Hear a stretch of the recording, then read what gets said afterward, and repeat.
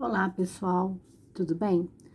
Hoje nós vamos estar começando com um conteúdo totalmente diferente, em que o tema é Origem da Vida, Introdução e Teorias, tá? Nós vamos relembrar um pouquinho daquilo que foi estudado no 6º ano, lembra? Quando o mundo surgiu, quando surgiu o universo, quando surgiu o nosso planeta, a nossa galáxia, nosso sistema solar, vocês lembram disso? Então nós vamos começar aí relembrando do que foi o Big Bang, tá? Vamos relembrar aquele conteúdo do 6º ano. Gente, acredita-se que toda a matéria que compõe o universo atual estivesse comprimida em uma esfera e que essa esfera fosse extremamente pequena e que essa esfera pequena e condensada teria sofrido uma explosão. Essa explosão expandiu a matéria de uma maneira que de uma vez só formou todo o universo. Essa grande explosão que deu origem a tudo, a todo o universo, recebeu o nome de Big Bang, e que a partir da matéria resultante dele teria surgido o nosso sistema solar. Vocês lembram disso, do Big Bang? Então, nós vamos partir desse ponto aí, tá? Acredita-se também que a nossa Terra, o nosso planeta, tenha surgido há 3,5 bilhões de anos atrás. Tá? Só que tudo, gente, é baseado em suposições. Então, essa teoria ela cai um pouco por baixo, né? Cai um pouco por terra, porque é tudo suposição, é tudo hipótese, não tem como haver uma comprovação científica. Então, o que acontece? A origem da vida é uma das questões mais polêmicas e mais intrigantes que existem hoje até hoje, porque não tem como haver comprovação científica, tá? Daí surgiram, gente, ao longo dos séculos, né, estudos feitos através de pesquisadores, né? Daí surgiram 3 teorias que tinham como objetivo comprovar a origem da vida na Terra. Quais seriam essas 3 teorias? Primeiro, a criacionismo. Segundo, evolução extraterrestre, ou mais conhecido como panspermia, e evolução química, ok? Então, vamos começar aí com o registro da aula, no primeiro slide. Vamos lá, gente. Origem da vida. A origem da vida é uma das questões mais polêmicas e que intrigam a humanidade. Como a vida originou-se na Terra? Na tentativa de responder essas questões, surgiram várias hipóteses.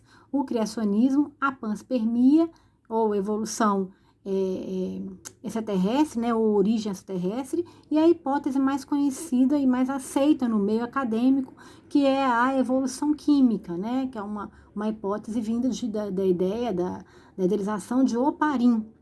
Essa aqui é a mais aceita porque tem uma comprovação científica. Eu vou explicar mais lá para frente como é que isso foi comprovado, tá, gente? Essas teorias são algumas delas, as mais importantes. A seguir, explanaremos um pouco mais sobre cada uma. Vamos lá, próximo slide. Primeiro aí o criacionismo, tá? Criacionismo. Gente, o criacionismo é uma teoria que vem do clero naquela época. Antigamente, a pessoa estaria sendo irracional se pensasse que a vida não viesse de Deus. A vida, naquela época, era uma coisa de criação divina, tá? Então, a vida era uma criação divina. Tudo era criado por Deus, né? Então, naquela época, alguns séculos atrás, o clero é que mandava, era o poder supremo, né, gente? Além ainda da supremacia, né, real, além ainda da realeza, o clero estava acima de tudo, porque o clero era o representante de Deus aqui na Terra, né? Então vamos lá, ó. O criacionismo veio do clero. O criacionismo é uma hipótese defendida por religiosos que afirmam que Deus criou o universo, ou seja, Deus criou todas as coisas e todos os seres neles viventes, a partir do nada, conforme está escrito no Gênesis, Bíblia, né, gente? Livro presente na Bíblia. Essa hipótese é comumente ligada à crença religiosa, não sendo aceita pelas comunidades acadêmicas, porque não tem comprovação científica, né, gente? Segundo essa conjectura, os seres vivos foram criados da maneira que os vemos hoje, sendo assim imutáveis, ou seja, o ser vivo ele não poderia sofrer evolução, né? Ele não poderia evoluir, ele seria imutável, era aquilo ali, pronto, acabou, tá? Então, vamos para o próximo slide. Esse foi o criacionismo, aquela teoria de que Deus criou todas as coisas. Teoria do clero. Vamos lá. Panspermia, gente. Essa aí foi a segunda hipótese, um pouco mais, assim, aceita no meio acadêmico, né? Porque tinha um fundamento científico e também é conhecida como origem extraterrestre, tá? Para quem gosta de estudar OVNIs, olha aí, bem legal. Essa hipótese, proposta por Anaxágoras e reformulada por Hermann von Helmholtz, postula que a vida na Terra não se originou aqui, mas sim no espaço, por meio de meteoros que surgiram, né, e que se chocaram, trazendo esporos que, em um ambiente favorável, teriam dado origem à forma da vida primitiva. Ou seja, esses meteoros trariam, gente, esporos que cairiam, esporos extraterrestres, cairiam no nosso solo terrestre e dariam origem a toda a vida no planeta, tá? Essa ideia ganhou força em 1830, quando os químicos Vauquelin e Berzelius relataram a descoberta de compostos orgânicos em atmosfera de meteorito. No entanto, como essa hipótese apresenta algumas lacunas, como não explicar como a vida teria surgido em algum outro lugar do espaço? Acabou sendo desacreditada, porque não tinha como comprovar isso, né? Não tinha. Na verdade, foi até um pouco mais aceita, né, no meio acadêmico, mas não tinha comprovação científica. Eles não tinham como comprovar que a vida veio, que a vida teve origem extraterrestre, que a vida veio desses meteoros, tá? É isso aí. Vamos lá para o próximo slide. E o último, que é o da evolução química, tá, gente? A teoria de Oparin. Evolução química. A evolução química é a hipótese mais aceita. Por que é a hipótese mais aceita?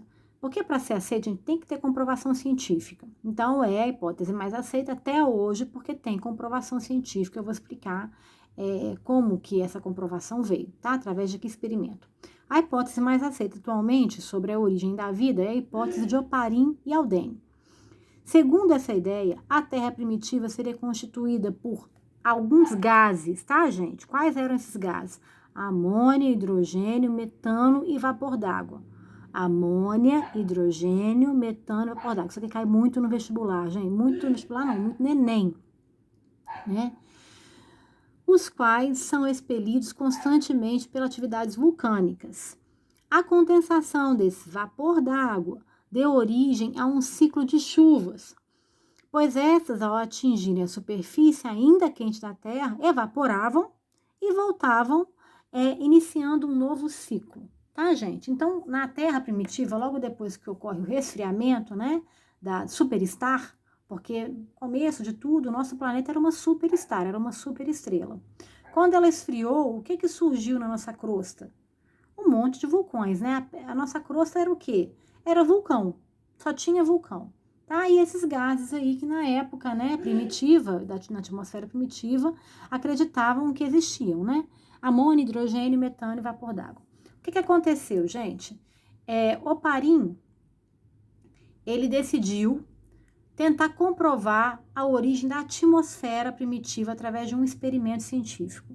Ele pegou vários vidros, né, balão volumétrico, Becker, tubos de ensaio, e emendou um no outro e jogou dentro desse circuito de vidros, né, de laboratório, o que ele supunha que existia, os gases que ele supunha que existia na Terra primitiva, que era a amônia, o hidrogênio, o metano e o vapor d'água. Então, ele jogou tudo ali dentro, tá? E bombardeou com descargas elétricas. Bombardeou esse circuito fechado de vidros com esses gases no meio, com descargas elétricas, que é o que ele achava que existia naquela época. Vulcão, esses gases na Terra primitiva e descargas elétricas, tá?